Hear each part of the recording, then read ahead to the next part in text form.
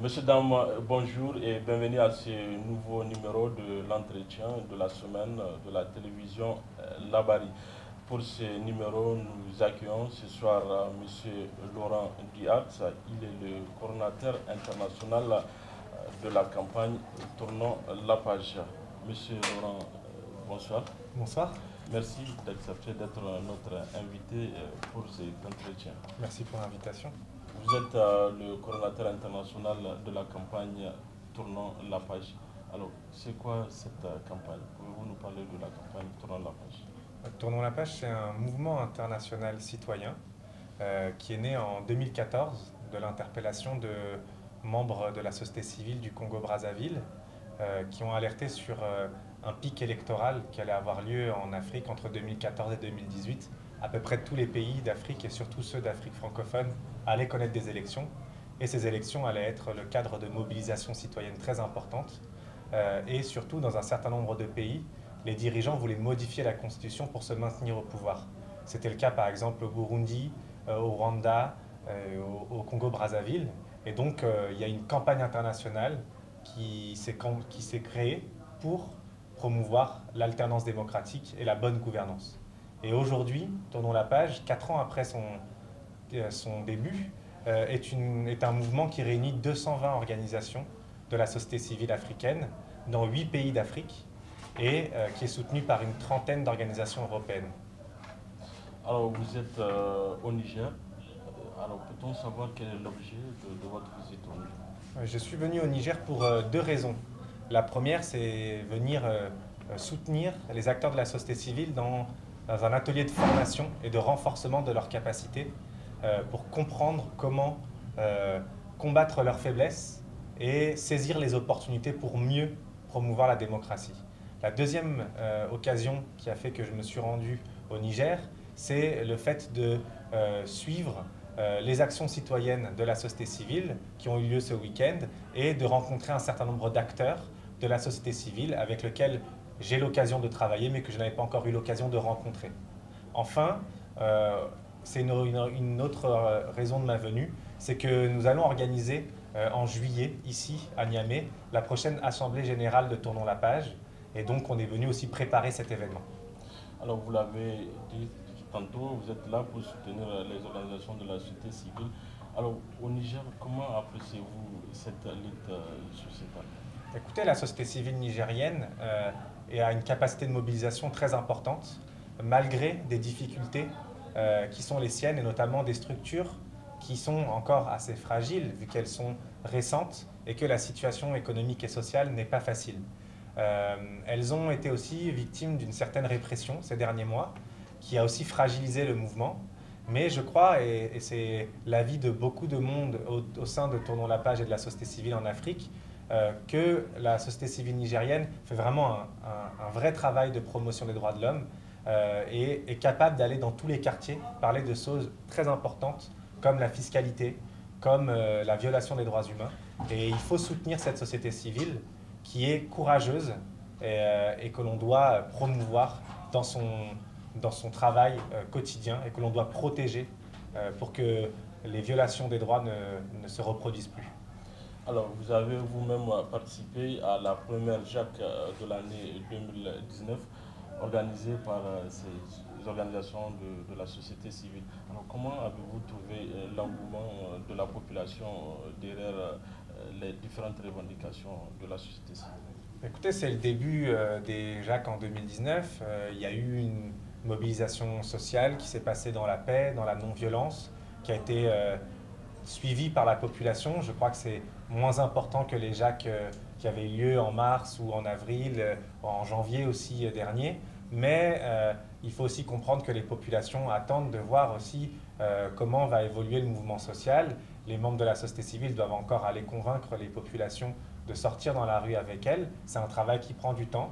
J'espère en tout cas surtout que cette mobilisation sociale de terrain sera entendue par les autorités et qu'il y aura une loi de finances 2019 qui sera peut-être revue et surtout que les inquiétudes de la société civile soient comprises des autorités, car ce qui ressort des manifestants que j'ai pu voir samedi, c'est au moins 3 inquiétudes.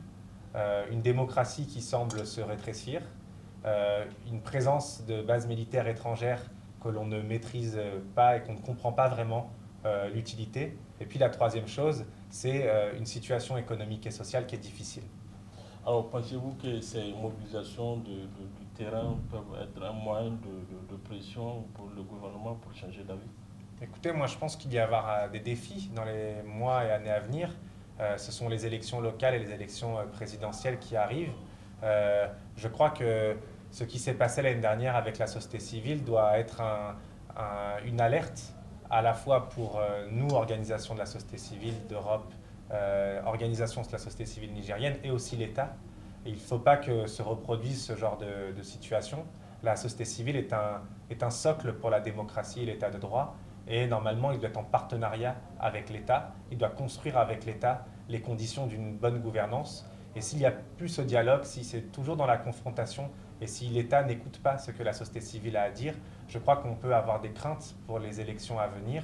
Et j'espère que ça ne sera pas le cas. Et je crois que la société civile, comme l'État, va être en mesure d'organiser des élections libres et transparentes. Je l'espère. Monsieur Laurent, comment trouvez-vous la liberté d'expression au Niger?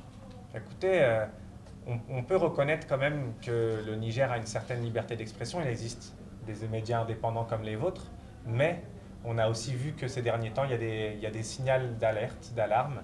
On a vu l'expulsion de M. Baba Alpha, on a vu la récente arrestation du professeur Alidou, on a vu aussi les aides à la Barry suspendues. Ce sont des petits signes comme ça qui nous font penser qu'il faut défendre cette liberté de la presse, défendre cette liberté d'expression. Sinon, le Niger pourrait reproduire les erreurs de pays voisins, comme c'est le cas au Tchad par exemple, ou dans d'autres pays de la sous-région qui ont tendance à bafouer la liberté d'expression. Pour l'instant, il y a encore une certaine liberté, mais il faut faire attention à ce qu'elle ne se dégrade pas. Est-ce que, selon vous, ces luttes sociales peuvent réellement faire tourner la page? Je crois qu'il n'y a pas que la lutte sociale dans la rue qui fera tourner la page de certain nombre de choses, puisque tourner la page, ça veut dire beaucoup de choses, mais ça veut dire aussi en écrire une nouvelle. Et je crois qu'il y a bien sûr ces mobilisations sociales de terrain, c'est une des activités à mener, mais la société civile ne fait pas que cela. Elle renforce aussi les médias indépendants, elle travaille aussi avec les avocats pour défendre la citoyenneté, elle fait des propositions de réforme de la loi. Je sais que les membres de Tournons la page travaillent à ce que les élections à venir soient libres et transparentes. Ils vont proposer des réformes, ils vont proposer de la sensibilisation dans les quartiers, de la formation à la non-violence. C'est tout cela qui contribue à tourner la page et c'est aussi les dirigeants eux-mêmes qui peuvent contribuer à cela. Il n'y a pas de meilleur contributeur à une démocratie qu'un gouvernement, un régime qui comprend que pour l'avenir de son pays et pour le développement de ce pays, il faut qu'il y ait des changements durables et profonds pour la population.